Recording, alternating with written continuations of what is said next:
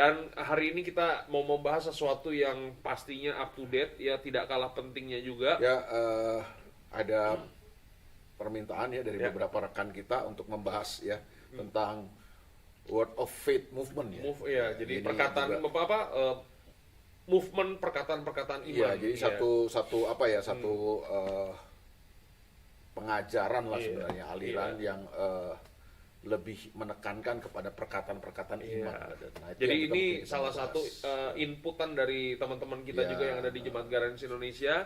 Jadi buat teman-teman yang ingin memberikan inputan atau masukan atau kita harus menggali apa, Iya. atau ada pertanyaan yang berkelanjutan atau ingin didoakan, nah teman-teman bisa menghubungi kita di nomor di bawah ini. Ya, kita seneng banget Ada ya kalau nomornya? ada nggak Om Ayub nomornya di bawah ini ya, Om Ayub? Ada ya Om Ayub ya? Jadi hubungi kita aja di nomor di bawah ini, oke? Atau di DM ke kita aja ya, Ya. di Instagram kita. Di Instagram Elia Duta Makarawong atau Dieter Nicholas gitu ya. Gimana Kal? Kita mulai? Siap, kita Siap. mulai. Jadi kita hari ini mau membahas tentang Word of Faith ya, Movement. movement ya kan. Ini sebenarnya gerakan yang sudah lama, brother. Udah ya. lama ya. Dan banyak juga dipelopori oleh hamba-hamba Tuhan terkenal memang. Iya. Tokoh-tokohnya kayak Kenneth Hagin, ya Iya. kan. Dan rata-rata Pentakosta karismatik deh. Pentakosta karismatik, Iya, nah, iya. ya. Terus dari apa juga Benny Hinn, mungkin yang itu yang terkenal Iya, ya. iya. Dan ada beberapa nama lagi lah ya. Tentu kalau orang-orang yang terkenal yang menyampaikan tentu kan lebih pengaruhnya bisa lebih dahsyat Iya. lagi. Tapi yang kita mau soroti adalah hari ini, apakah Word of Faith Movement ini merupakan sesuatu yang alkitabiah, yang sesuai dengan kebenaran yang sejati. Itu yang Iya. mungkin kita bahas ya. Nah, kita mesti kenal dulu nih Word of Faith Movement itu sendiri pengajarannya di seputar apa sih atau di sekitar apa sih. Jadi pengajaran ini kan lebih banyak mengajarkan sebenarnya kepada bahwa kita ini diciptakan serupa dan segambar dengan Tuhan katanya. Jadi manusia itu diciptakan serupa dan segambar dengan Tuhan. Jadi kita ini sama seperti Tuhan. Terus sampai sini benar nih ya, kita diciptakan serupa dan segambar. Ya, gitu serupa kan. dan segambar dengan Sampai Tuhan. sininya itu masih benar nih. Oke? benar, tapi kan benarnya mesti kita ini lagi Iya. ya, bahwa kita tidak diciptakan sama, Iya. brother.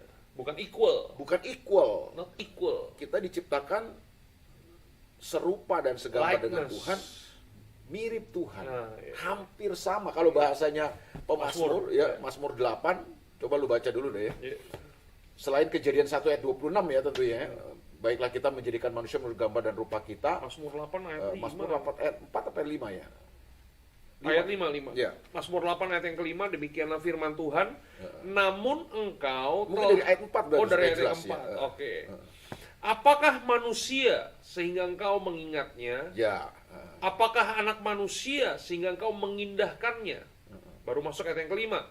Namun engkau telah membuatnya hampir sama seperti Allah dan telah memahkotainya dengan kemuliaan dan hormat. Iya, jadi bukan sama, brother. Iya. Hampir sama. Hampir sama berarti kan tidak sama, brother. Nah, ini yang bahaya makanya. Kalau kita tidak belajar firman Tuhan benar-benar, ya kita akan terkecoh di situ.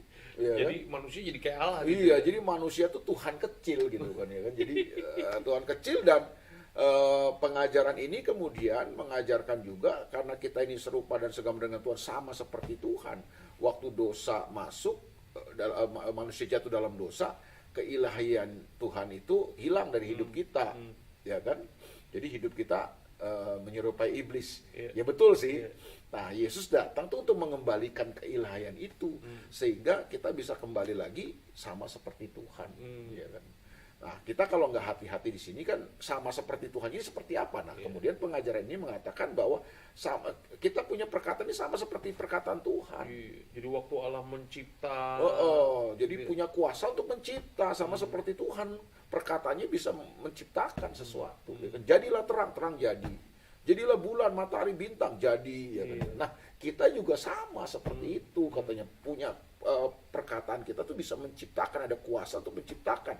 Nah, di sini yang seringkali terjadi kesalahannya, brother. Iya kan?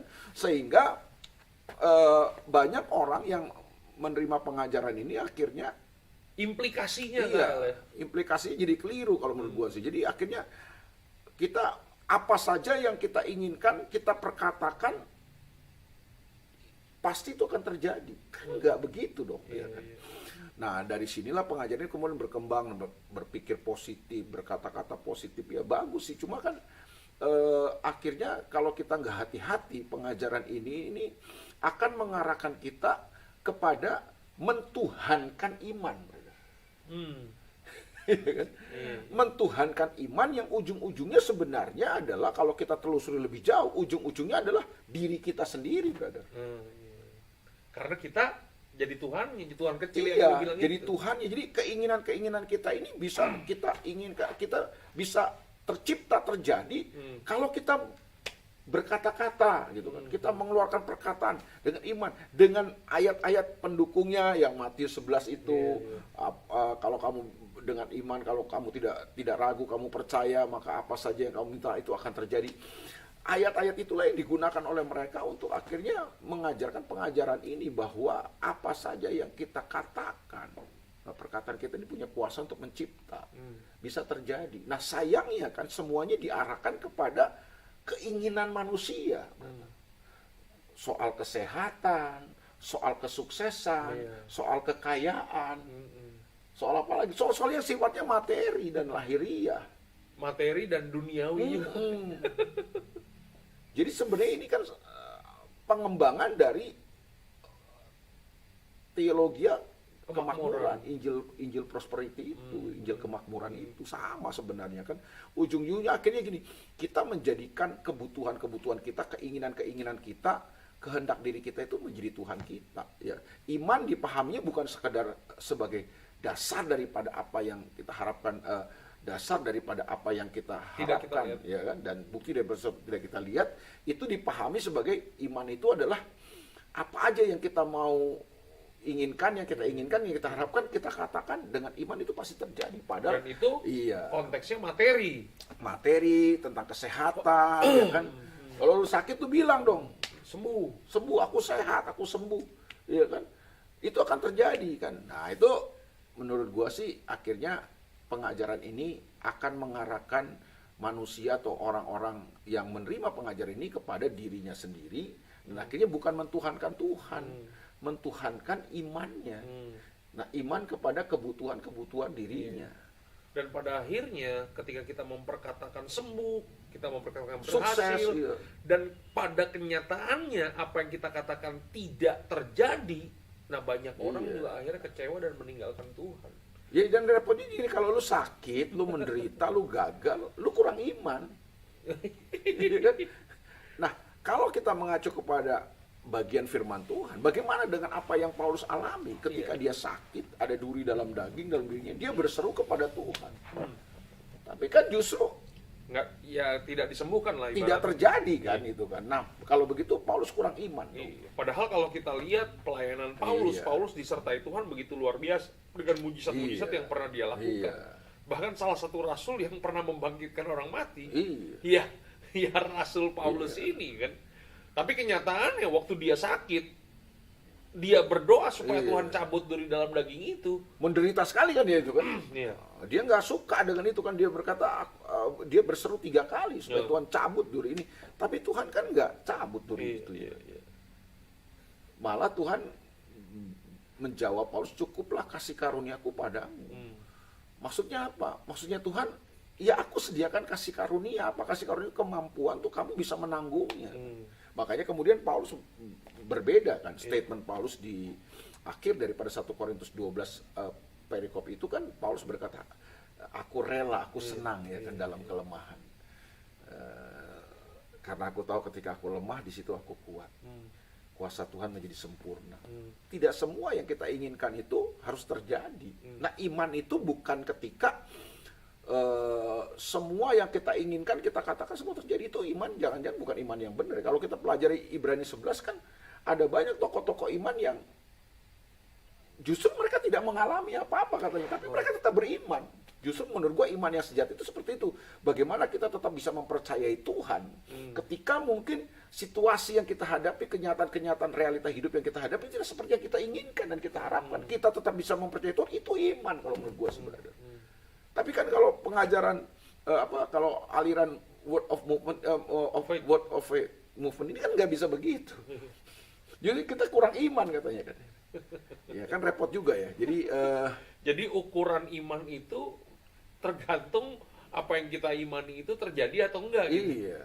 Kalau tidak terjadi, berarti kita kurang iman. Iya. Kalau terjadi berarti dahsyat iman. Iya. Padahal padahal kan sebenarnya kayak iblis juga bisa memberikan jawaban-jawaban juga kan sebenarnya kan. Iya, memberikan kesembuhan, memberikan mujizat gitu juga kan kayaknya. Iya, jadi jangan-jangan pengajaran ini adalah satu bentuk tipuan juga, brother. Sama seperti iblis menipu manusia di Taman Eden. Iya. Iblis kan menipu Hawa dengan cara apa? Kamu bisa seperti Tuhan. Mau nggak kamu seperti Tuhan? Justru disitulah Hawa tertipu kan. Iya.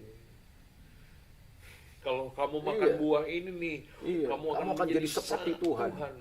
Tahu yang baik dan yang jahat, ya kan? Nah, dari dulu ternyata godaan untuk manusia menjadi seperti Tuhan itu kan sudah ada dari zaman dulu. Jadi gencaran-gencarannya udah dari zaman kejadian itu. Dan jangan-jangan iblis menggunakan ini kan untuk menipu kita, loh. Jangan-jangan ya.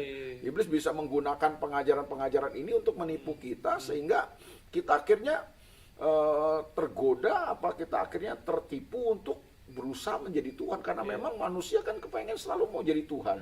Itu yang pertama. Yang kedua, manusia selalu ingin sehat, ingin kaya, ingin sukses. Itu kan manusia, keinginan kita semua. Keinginan dunia itu kan. Iya, ya keinginan manusia lah, manusia manusia daging ini kan, ya kan. Nah, kalau iman kita diarahkan ke situ, berarti kan kita sedang memberhalakan, kita sedang mentuhankan keinginan-keinginan kita itu. Padahal kalau kita pelajari iman kan bukan seperti itu kan. Iman kan bukan alat untuk kita memuaskan semua keinginan-keinginan kita kan. Iman bukan alat untuk kita memaksa Tuhan untuk melakukan semua yang kita inginkan. Iman bukan lampu Aladin yang sering gue bilang gitu. Iman itu kan bukan lampu Aladin yang kita usap-usap terus semua yang kita inginkan bisa terjadi. Ya kan? Iman bukan seperti itu. Kalau menurut gue, justru iman itu adalah, dasarnya adalah, sumbernya harus kepada Yesus dan firman-Nya. Firman Tuhan apa? Kita dipanggil untuk menderita. Jadi penderitaan itu adalah panggilan bagian daripada panggilan kekristenan juga. Jadi kalau lu menderita biasa aja, karena itu adalah panggilan dari kekristenan kita. Ya kan? Kita dipanggil bukan hanya untuk menjadi percaya, kata Paulus, tapi juga untuk menderita kan. Dan penderitaan itu katanya kasih karunia Tuhan buat kita, ya kan gitu kan. Nah, bukan berarti ketika lu menderita, lu kurang iman. Nggak begitu dong, ya kan gitu. Lu sakit, nggak sembuh-sembuh. Wah, iman lu kurang. Bahkan di Ibrani 11 itu kan dibilang kan, para martir-martir itu, demi mempertahankan imannya, mereka ada yang dipenggal kepalanya. Termasuk murid-murid Yesus. Iya, ada yang dicambuk, ada yang kayak Thomas mungkin diseret ya kan dengan bukan Thomas ya, Markus ya, ditarik dengan 4 kuda ke 4 arah mata angin. Iya, orang-orang percaya pada zaman itu, para martir itu kan siksa juga, menderita juga. Mereka dimasukkan ke dalam gelanggang-gelanggang pertandingan, diadu dengan singa-singa yang lapar, singa-singa yang buas. Nah, pertanyaannya, waktu tubuh mereka dicabik-cabik, waktu mereka mengalami penderitaan dan aniaya, apakah mereka kurang iman? Kan enggak. Justru mereka menunjukkan imannya. Itu Ibrani 11 bilang kan. Justru mereka menunjukkan imannya. Bahwa di tengah-tengah penderitaan, di tengah-tengah kesakitan, di tengah-tengah siksaan seperti itu, mereka dikejar, mereka dikejar-kejar, mereka harus beribadah di gunung-gunung. Mereka bisa tetap percaya kepada Tuhan. Nah, itu iman. Ya. Sama seperti ada cerita tentang Polikarpus, tuh bagus banget. Oh iya, Polikarpus ya kan. Itu gereja di mana kayak Smyrna. Iya kan. Bagaimana dia dikejar-kejar mau dibunuh, tapi ketika para pengikutnya ingin menyelamatkan dia, menyembunyikan dia bilang nggak usah, saya akan hadapi semuanya ini kan. Lalu kemudian dia ditangkap, dan ketika dia ditangkap dia disuruh menyangkali imannya kan, menyangkali Yesus Kristus kan. Kamu sangkal, kami bebaskan. Tapi kan Polikarpus berkata nggak bisa. 86 tahun saya mengikuti dia dan dia tidak pernah mengecewakan saya. Bagaimana mungkin saya bisa mengkhianati dia, menyangkali dia? Polikarpus menunjukkan bukti imannya dan akhirnya dia dibakar hidup-hidup. Iya. Dan gereja di Smyrna sampai hari Sampai ini hari tetap ada. Ya. Sedangkan kalau yang di kota-kota lain udah nggak nggak ada bekasnya gitu.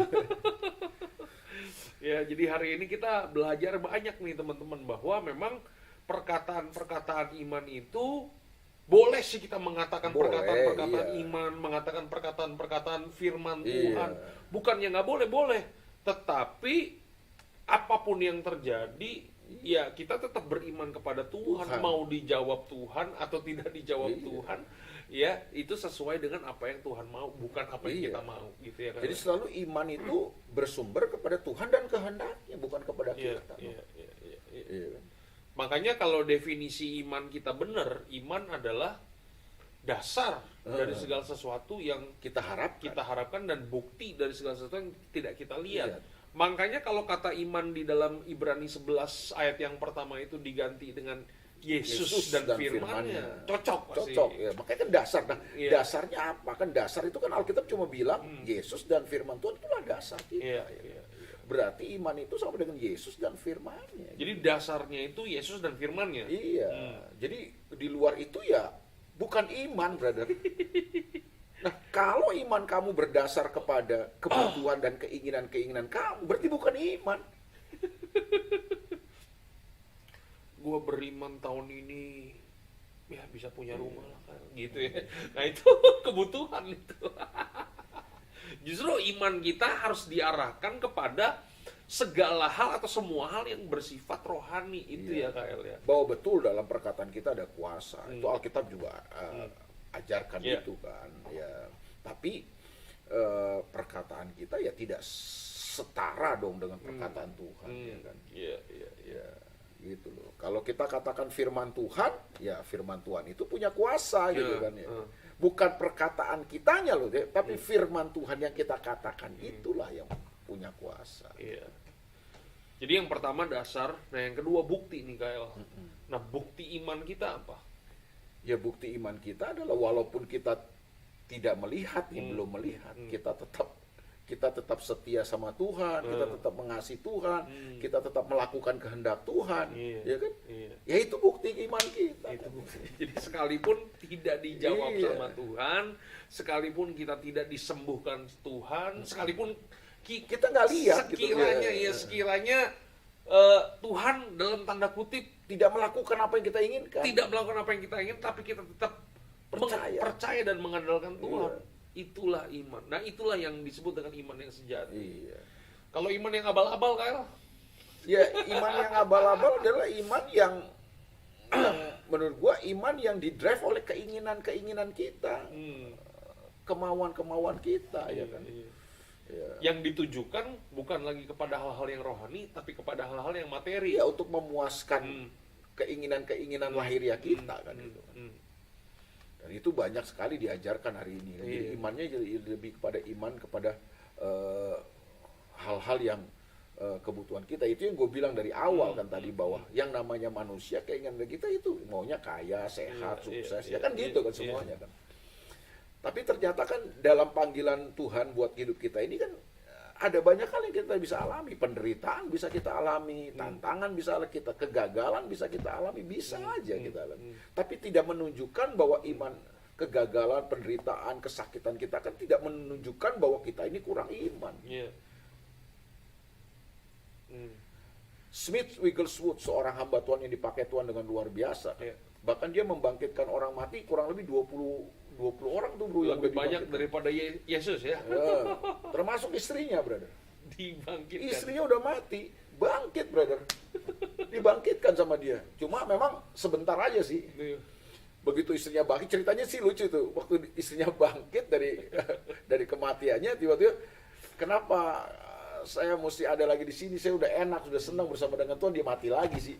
Tapi artinya kan Smith Wigglesworth adalah seorang hamba Tuhan yang dipakai Tuhan dengan karunia kesembuhan yang luar biasa. Iya. Tapi lu bayangin lu, dia mati itu dengan sakit penyakit yang luar biasa. Kanker. Kanker prostat ya. Iya. Nah, orang lain dia sembuhkan ya kan, orang mati dia bangkitkan. Tapi dengan penyakitnya ini, kenapa dia gua rasa dia udah berdoa. Iya. Orang lain aja dia doain Iya. nih. Dia udah mengeluarkan perkataan-perkataan iman nggak? Udah pasti kan gitu kan. Tapi ya itu kembali bahwa mungkin Tuhan mau dia menanggung penyakit. Tuhan kasih kekuatan untuk dia menanggung penyakit itu. Iya kan? Jadi ya pengajaran itu memang berbahayanya di situ sih. Iya, iya. Ya kalau kita nggak kuat dalam pengajaran firman, maka word of faith movement ini bisa menggiring kita menjadi orang-orang yang beriman bukan kepada Tuhan, beriman kepada Iman. keinginan kita, beriman kepada iman gitu ya, bertuhan kepada iman ya kan.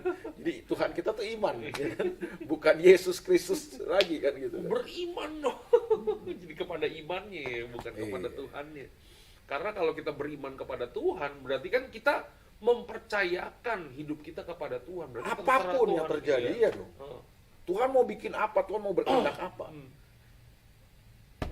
Itu kehendak Tuhan. Iya. Karena Alkitab sudah bilang kan, jalan kita bukan jalan Tuhan, Iya. rancangan kita bukan rancangan Tuhan. Nah Tuhan akan melaksanakan rencananya dong, kehendak kita. Kehendak Tuhan terlaksana itu jauh lebih penting daripada kehendak kita. Ya kan? Iya. Jadi kita harus menempatkan kehendak Tuhan Di atas kehendak segala-galanya. kita. Nah itulah iman yang sejati. Amin. Iman yang sejati itu lu tetap bisa mempercayai Tuhan, tetap bisa mengandalkan Tuhan, tetap bisa percaya mengasihi Tuhan dan setia kepada Tuhan. Meskipun yang lu lihat itu nggak seperti yang lu harapkan, brother. Itu kata-kata bagus Iya. tuh. Jadi buat teman-teman yang ada di garansi nih yang lagi nonton pada malam hari ini, jadi kalau teman-teman mau bertanya tentang perkataan-perkataan iman ini, silakan langsung tulis di kolom komentar untuk menghangatkan diskusi kita malam hari ini, KL. Iya. Nah pertanyaan gue buat lu nih KL, jadi kalau udah ada nih ya beberapa penonton kita yang udah sering kali ya kan melakukan perkataan-perkataan iman, ya kan kadang-kadang kan tanpa kita sadar kita menerima lu KL, tanpa kita sadar kita bisa menerima. Iya. Nah saran lu apa nih KL buat setiap kita nih supaya kita tidak melakukan hal yang seperti itu lagi gitu. Jadi Ya. apa yang harus kita lakukan? Jadi Tuhan mau kita bertumbuh ya, brother ya. Ya. Nah pertumbuhan itu kan punya tiga aspek ya. Jadi pertumbuhan secara pemahaman ya kan, pertumbuhan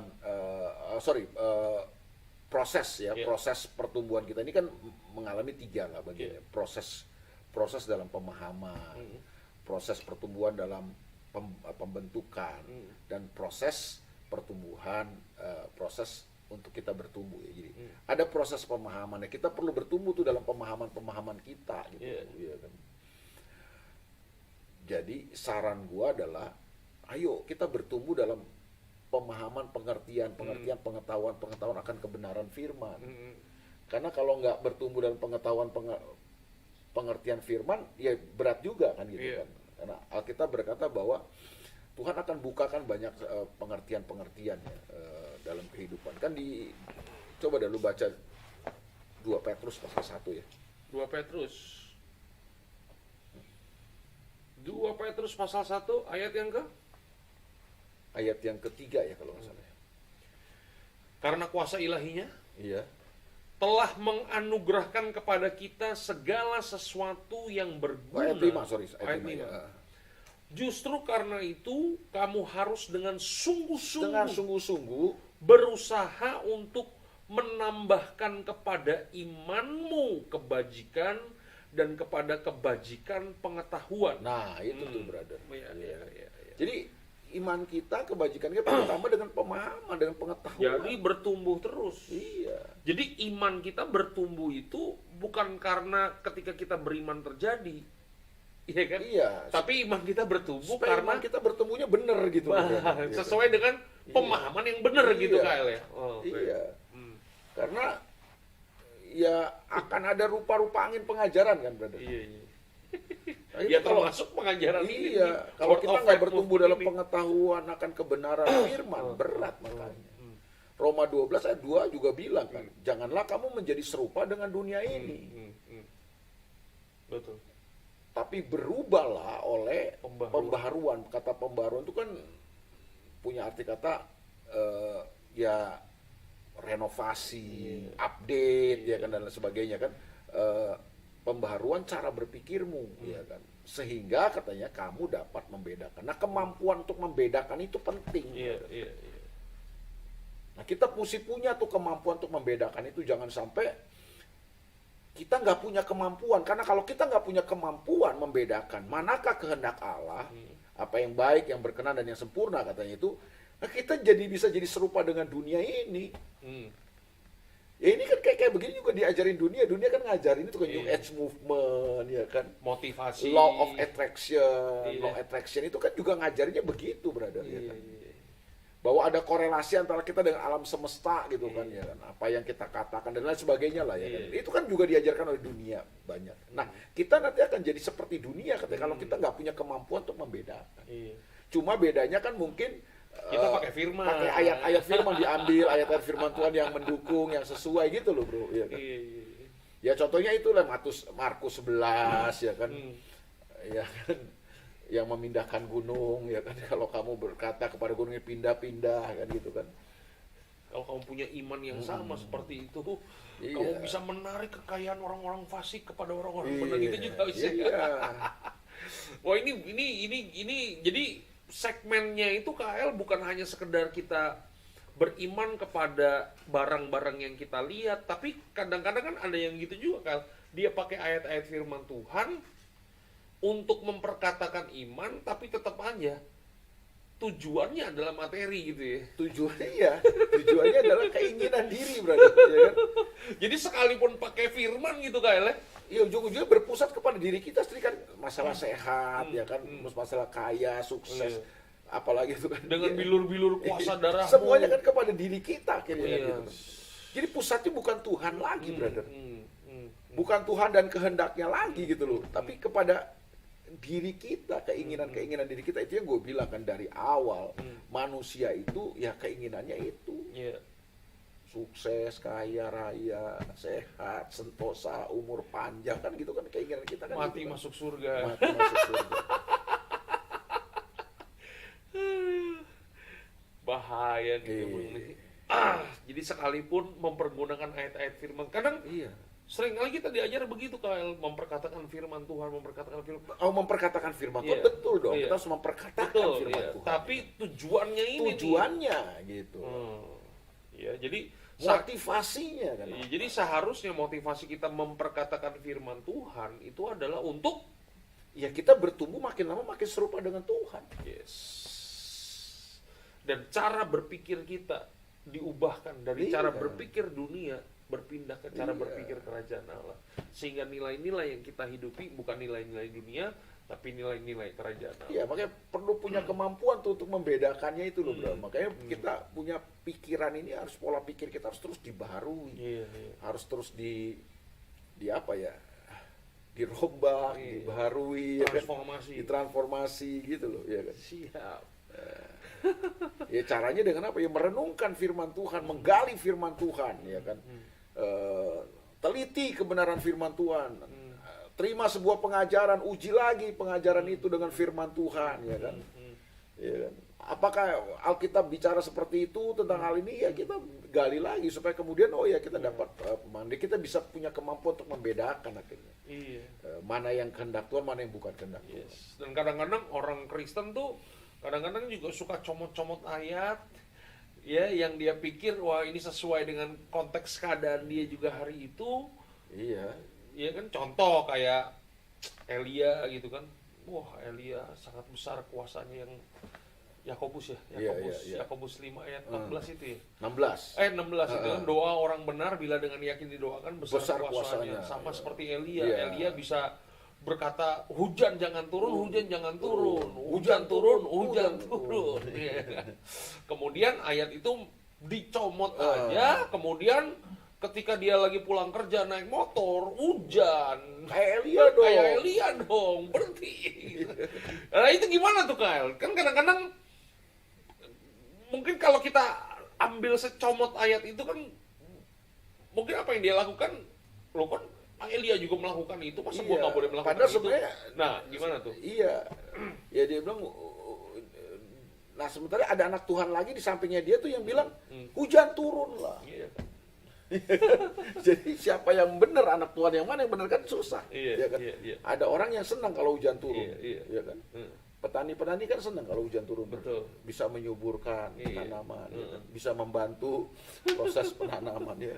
Kita maunya ada yang nggak mau hujan kan, itu kan susah kan ya kayak begitu. Nah, padahal ayat itu kan sama sekali nggak bicara soal keinginan. Elia berdoa bukan untuk keinginannya. Iya. Kan? Bukan untuk show off, Iya. bukan untuk pamer kuasa Tuhan, tetapi Elia mendoakan kehendak Tuhan. hmm, Iya kan?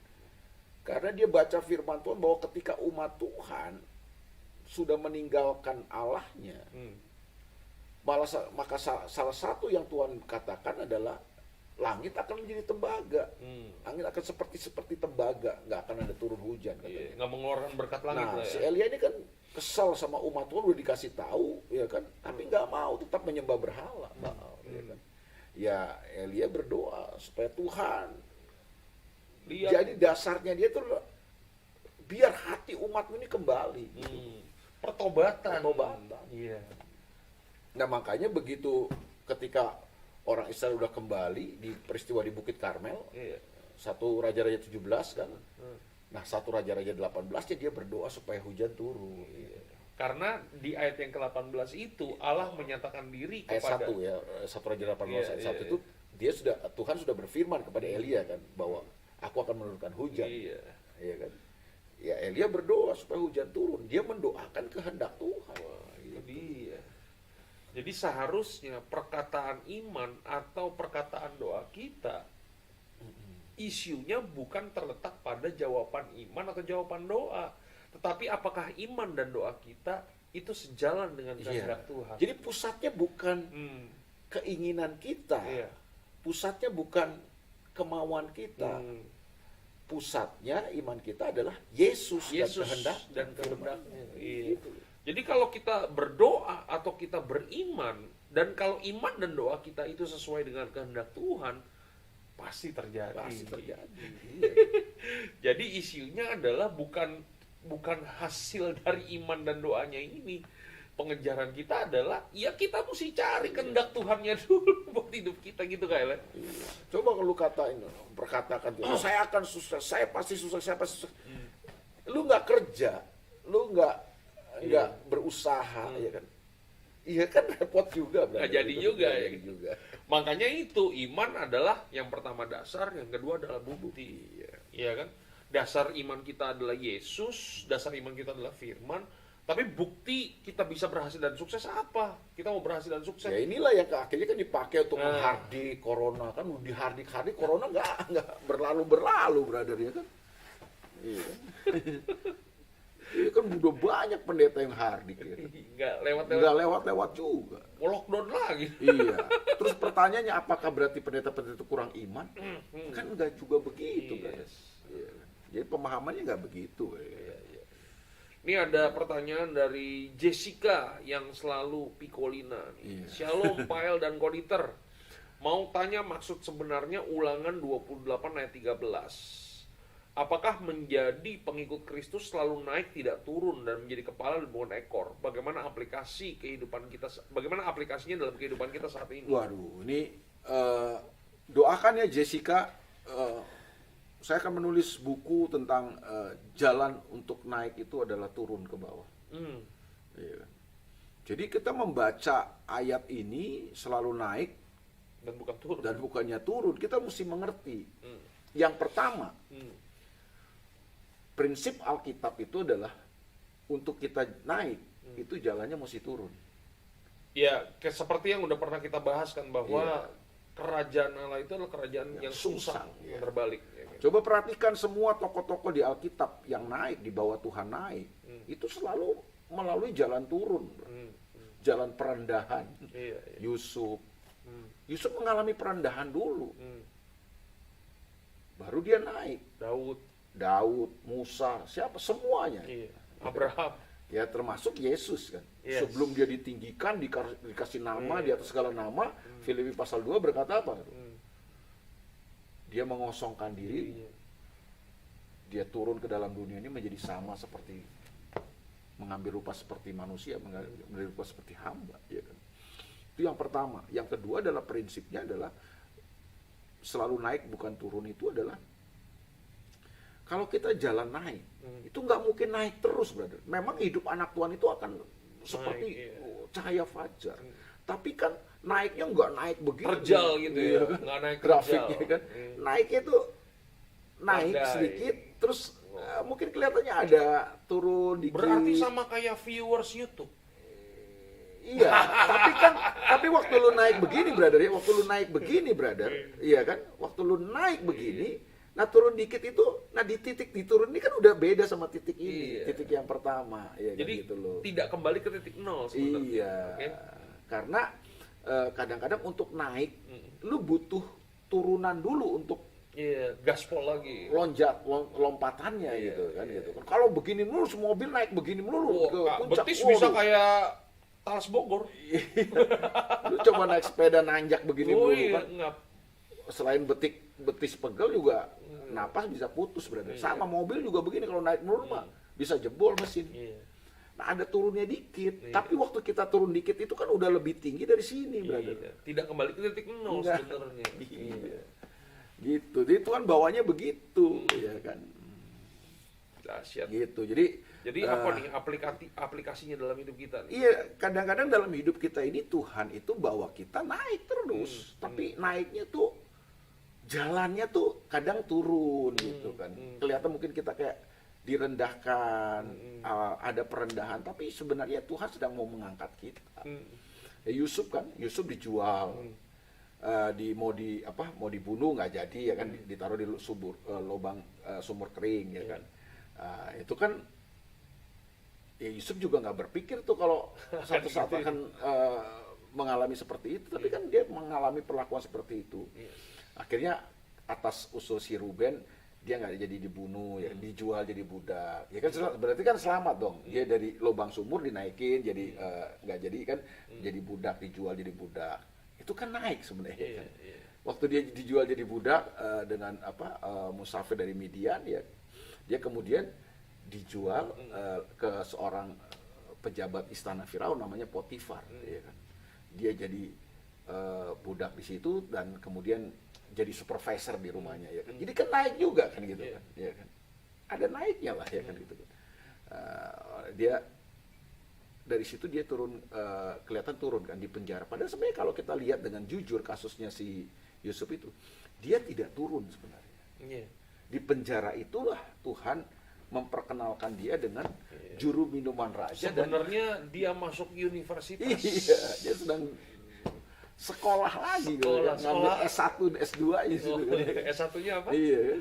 Ya, S1 kan dia belajar dengan juru minuman raja itu kan, waktu di rumah Potifar dia ambil S1 kan tentang manajemen. Bagaimana, kan di penjara itu dia belajar dengan orang-orang politik yang biasa. Hukum. Iya, di Tata negara. iya, di istana raja. Karena Tuhan mau persiapkan dia untuk jadi Pemimpin. di Mesir.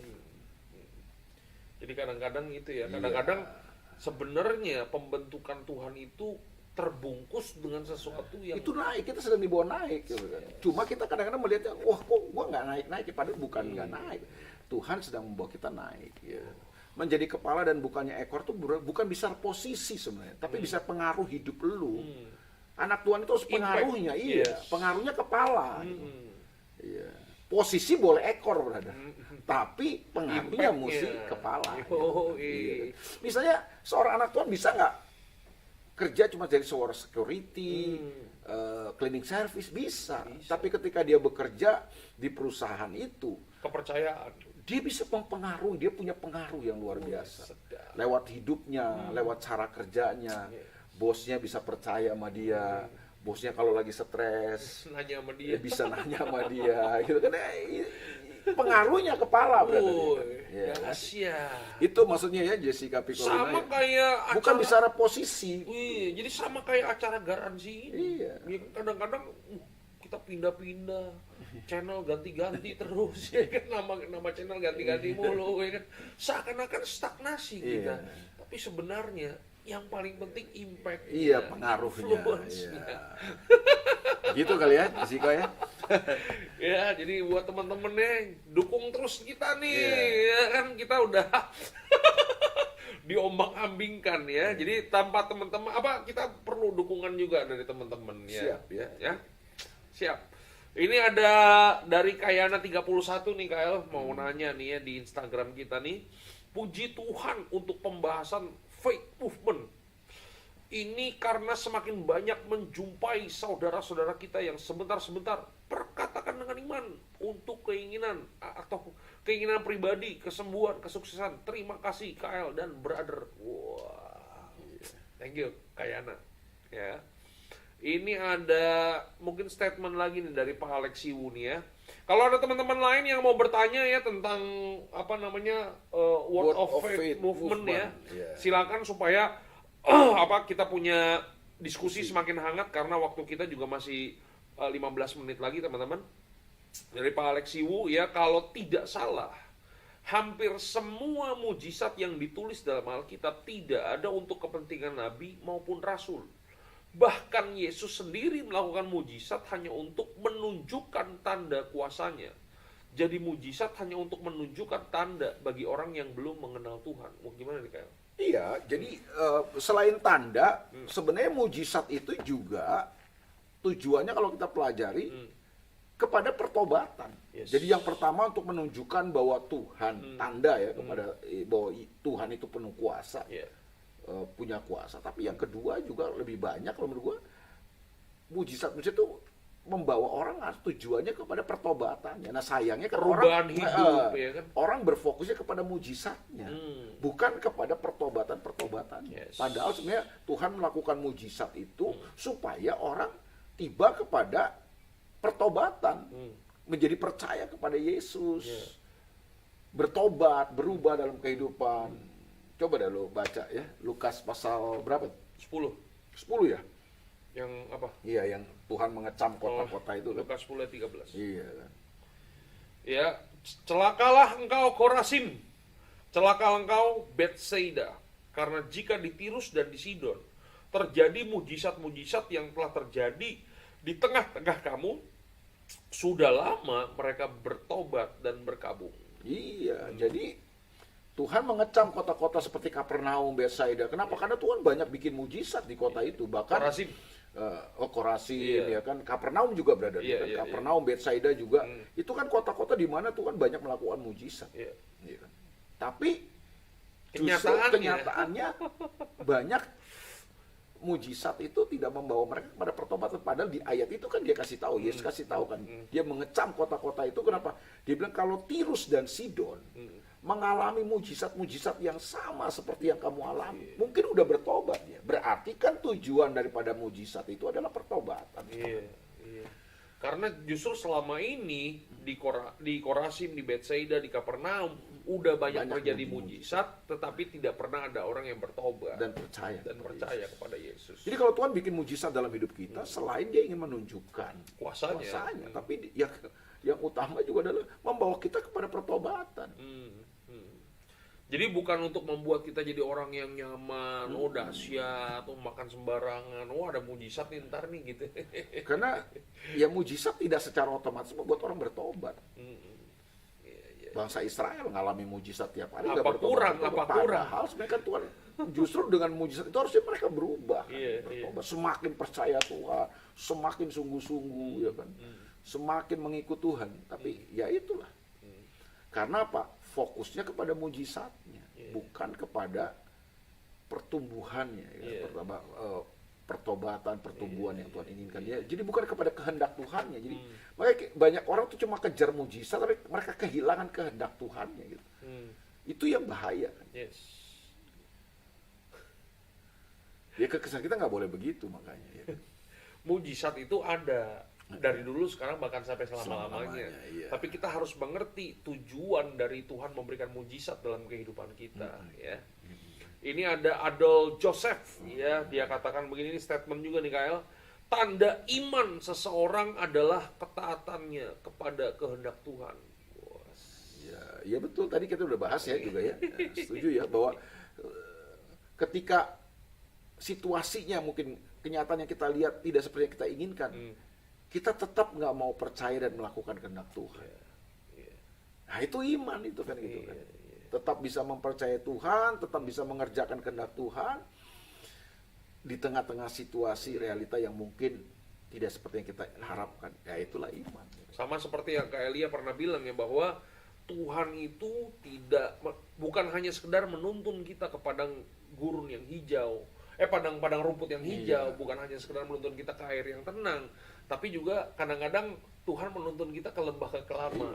Tapi domba tidak pernah takut bahaya. Karena apa?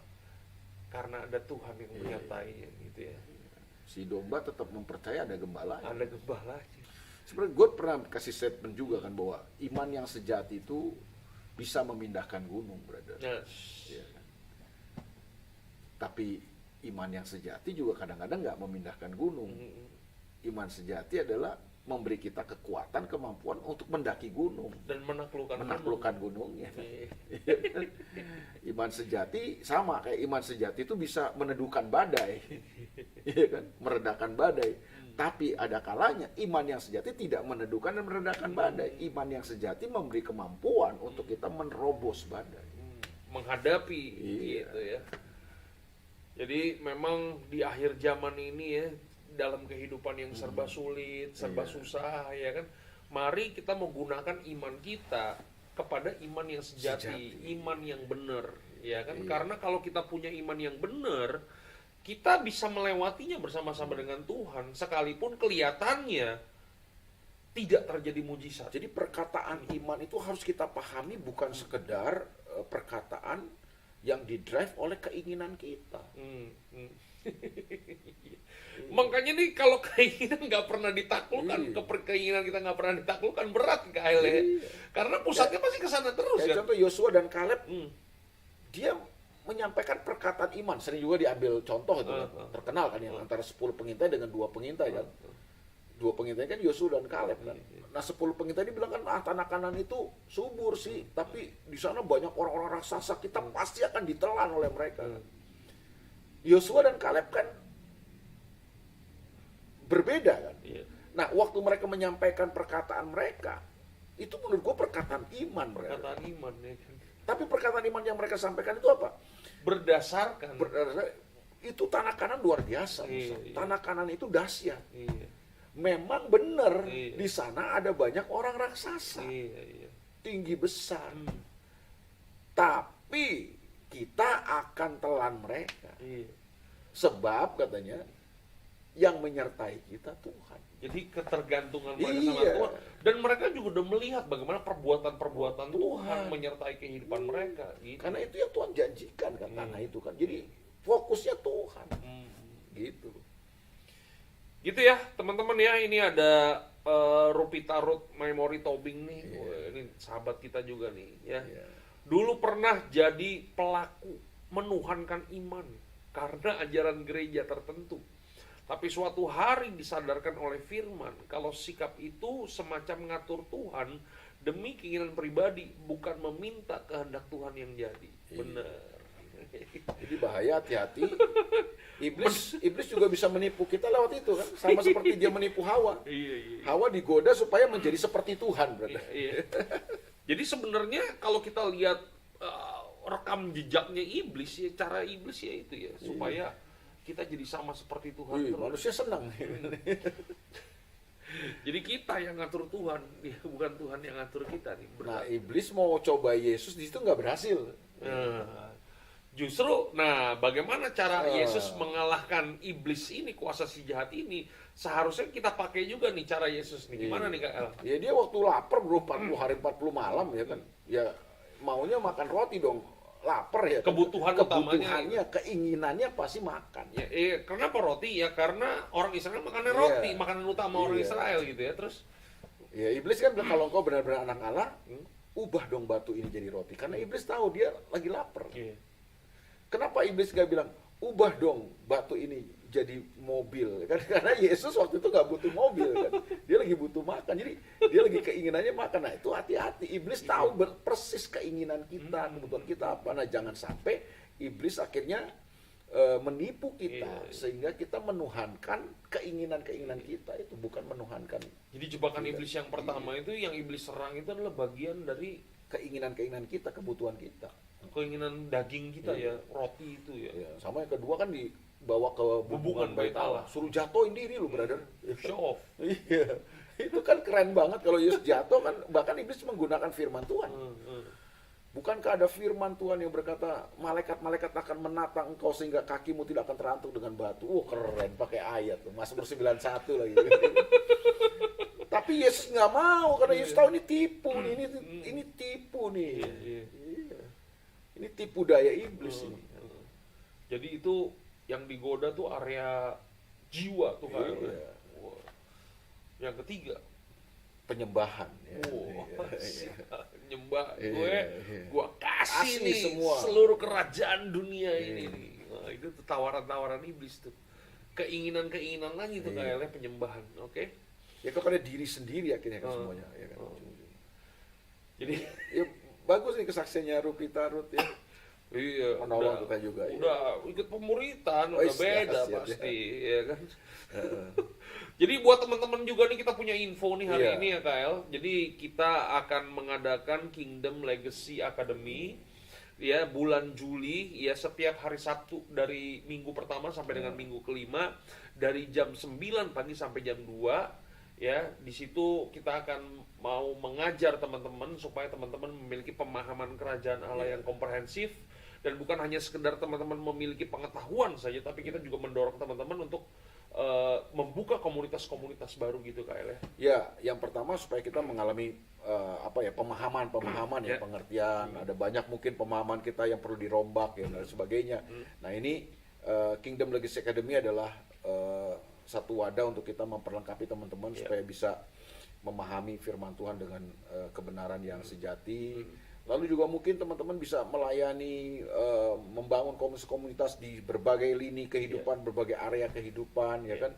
Jadi teman-teman yang rindu menjadi berkat, berfungsi, melayani Tuhan dan lain sebagainya. Jadi kita buka ini supaya kemudian semua kita bergerak. Ya. Jadi gue percaya, brother, ini hari-hari di mana orang-orang percaya akan bergerak. Tuhan tidak Amin. akan memakai 1-2 orang, tapi ini akan the saints movement, jadi Ya. gerakan orang-orang percaya. Tuhan Siap. akan pakai dengan luar biasa. Dan kelas yang akan kita adakan itu adalah kelas onsite dan kelas online. Iya. Jadi kelas onsite yang kita buka itu hanya untuk 25 orang, sedangkan kelas online juga kita buka untuk 25 orang. Iya. Dan buat teman-teman yang mau ikut, daftar secepatnya karena terbatas. Angkatannya terbatas, KL. ya. Untuk angkatan yang pertama ini ya, angkatan Modul 1 ya. modul 1 angkatan yang pertama ini ya, gitu ya KL ya. Ini ada statement dari Pak Robi Cokro dari Makassar Ya. nih, brother. Sikap iman kita mestinya seperti Sadrak, Mesak, dan Abednego. Sekalipun Titik. sekalipun Tuhan tidak menolong kami. Iya. Sekalipun dapur api Oh, tidak padam. iya. Iya kan? Kami tidak akan pernah menyembah patung yang Iya. kau dirikan. Ya, kami tetap menyembah Betul. Tuhan. Ini. Ya, inilah salah satu contoh iman yang sejati. Ya. Ibaratnya Udah diperhadapkan dengan ibaratnya dapur api. nyawa hilang atau Iya. enggak, nih 2 nyawa nih Iya. KL ya. Iya kan. Dan akhirnya mereka masuk dapur api, bro. Masuk, iya.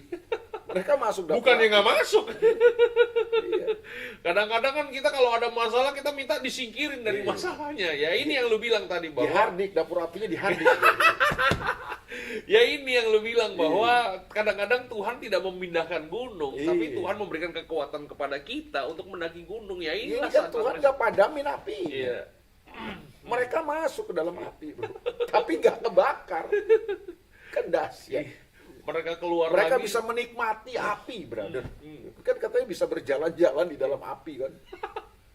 Tuh kalau zaman dulu ada TikTok. Viral mereka. Viral ya kan. Dahsyat. Belum ada TikToknya mereka udah viral nih kan. Mereka bisa dance di api gitu kan. Dahsyat. Ya inilah iman yang sejati ya buat teman-teman ya. Oleh sebab itu kita terus mendorong teman-teman untuk benar-benar mempelajari firman Iya. Tuhan, bertumbuh dalam pengenalan akan firman Tuhan, terus menggali kebenaran Iya. yang sejati. Jadi waktu realita kehidupan ini seperti melawan kita, tidak bersahabat dengan kita, kita tetap percaya Tuhan. Amin. Kita tetap mengasihi Tuhan, tetap setia, tetap mengerjakan kehendak Tuhan apapun yang terjadi. Yes. Gitu. Itu menunjukkan kita punya iman yang sejati. Ya. Oke. Jadi ya karena waktu juga nih yang memisahkan kita nih Kael, tapi kita tetap mau sapa-sapa nih teman-teman yang udah bersama-sama dengan kita. Ya, thank you buat teman-teman yang udah setia ngikutin Garansi